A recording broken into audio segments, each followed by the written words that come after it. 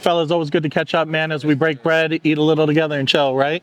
And show them a little bit of the lifestyle. So thank you guys for tuning into episode 4 of Hype School as we talk a little bit about exactly that, right?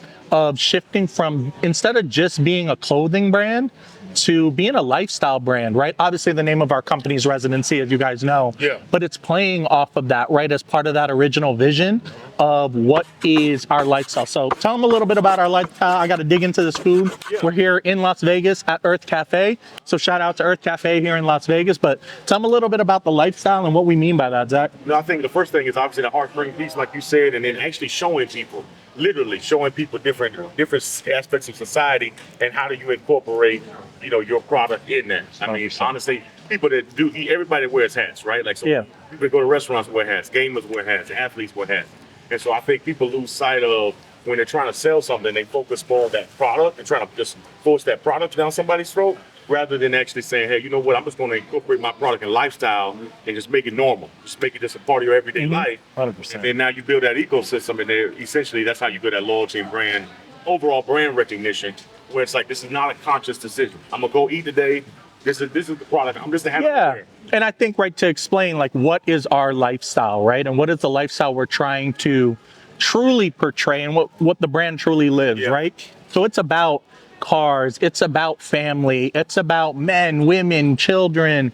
What else is in our lifestyle? Sports, right? Like, these are the things that we try to capture. Obviously, food is this next chapter we're coming in as part of Hype School, but we want to be in your residency, right? What is your everyday? We're out here on a nice Sunday, right? Hanging out, you see people around, like, it's part of your everyday. Thanks, boss, appreciate it. Right, and really, like, what is that lifestyle? What other parts do you think we have that's really the residency lifestyle, you would say? I mean, well, one thing about us, and I love about our brand, and I think most people love about our brand, is that we're so universal in everything that you do. You can literally use our Houston hat with H and turn it into a Henderson hat if you really wanted to, because there's nothing that really ties it to what it is. We have people do that. Yeah, and you can make it to whatever it is. Like our Dallas hat is used by Darren Waller profusely amount of times because he loves to use it for his name. Yeah. It can be whatever you want it to be. And I think that's, the uniqueness and the greatness of our brand is it's so universal in any type of way. Yeah, And then giving people those product options, color variations, so they can match. Absolutely. So they can rotate different outfits. Limitless. Limitless. Yeah, I think we talk about the initial photo shoots, right? So we had this idea from the very beginning. We didn't just want to be a hat brand or another clothing brand. Because here's the thing, if you're just another hat brand or another clothing brand with just another logo, you're just another logo, right? But why do people choose to wear Prada, Louis Vuitton, or whatever brand, right? Polo, like you have, right? Why do they choose those different brands? And it's the story behind it, right? The lifestyle behind it and what it portrays on top of the fashion. And that's what we really wanted to capture. If you look at some of our early photo shoots, let's talk about those, right? We were in the streets of LA shooting at LACMA, right? Like things like that, or really weren't very well planned and weren't so clear in our vision. And you can see some of those old shoots that will flash on the screen. But then coming to when we really understood the lifestyle we wanted people to see in their residency and the ones that we saw and lived, it was helicopter shoots. It was paid in full style with Bentleys pulled out. Let's talk a little bit about the little battle we have about my helicopter shoot and your Bentley shoot. I mean, you got to make stuff fun. I mean, so we always, just a little, gentleman's kind of rival we have going on, man. How can we essentially outdo each other with a limited budget and whatever budget we have? But no, I think back to that piece is, when you talk about those more exclusive brands, it's like almost like a benchmark that people have for lifestyle. Like when you drive a certain car, you think you made it. When you put on a Rolex, you think you've arrived. And I think that's part of that lifestyle piece. Where like these brands are more than just brands. They're almost symbols of progress and achievement. I think that's the first part. And then the second part is, I was just trying to double down on things you maybe had heard of. So back to the paid in full shit. Maybe you don't know Residency, but you've seen this movie. Maybe you don't know what brand we are, but you recognize this music video or something like that where I'm pulling off the heartstring of a lifestyle.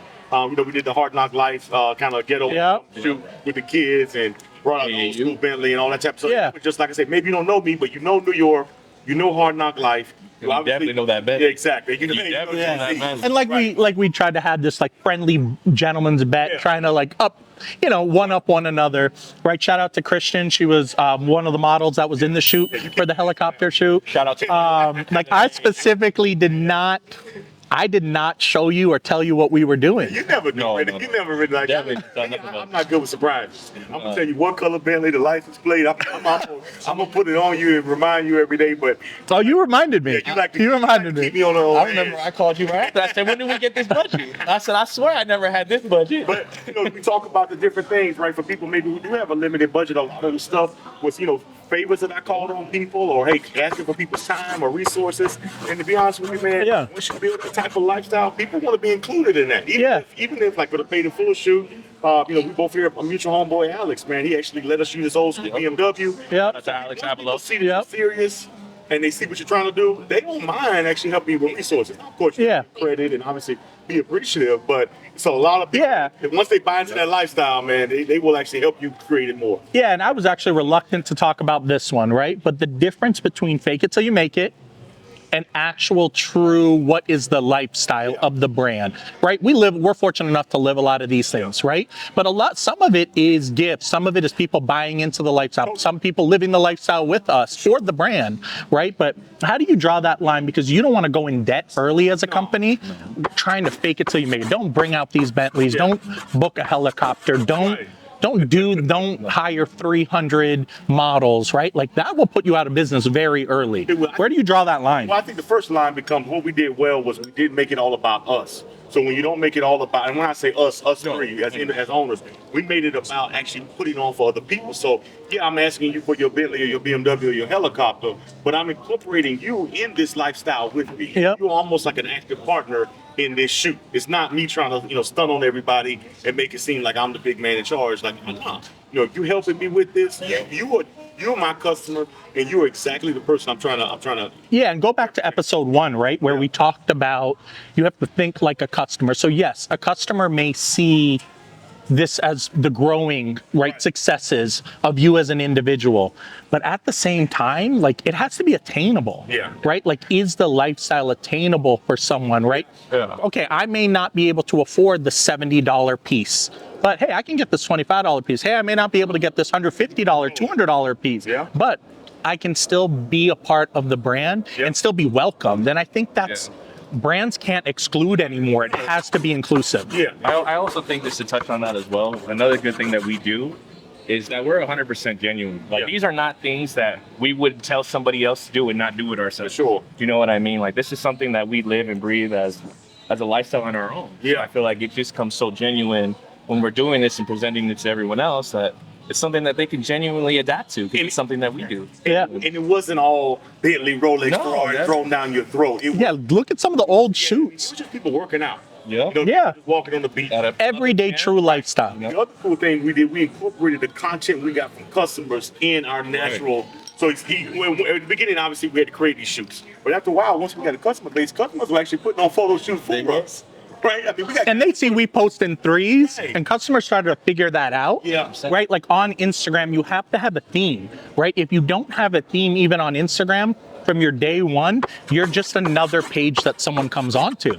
Right? Like we get content competitions with customers. Who's got the best photo shoots or things like that. I mean, we like one guy in particular, I love him. He did that picture from the Golden Gate Bridge. I mean, stuff like that. I mean, this guy really put it on his own photo shoot. I mean, even your cousin, right? Shout out to my cousin Abum Su Style. He's our favorite. If anybody can beat Abum Su Style, I don't know. He's given us some amazing content from the early days. I mean, he made us go back to the drawing board. He one-upped us. Like, man, he needs to be in charge. And that's getting support from family and people early, right? If you don't have support early in your brand, can you really make it? Right? Like you even said, you fell out with some friends, right? And it's tough. It is. No, but for sure, I think that's it, man. I think once two people pull on that heartstrings where our products were actually given names, and then they took it a step further. I want to take a picture with the candlestick, here. I want to take a picture of the market, the mission, right? So, I think that whole piece made people tap that. And that's tying back to our vision as a residency brand and really tying back to your residency. So we're going to enjoy the rest of this food right now. Give us a little bit. We'll chow in. We'll check back in with you guys in a little bit.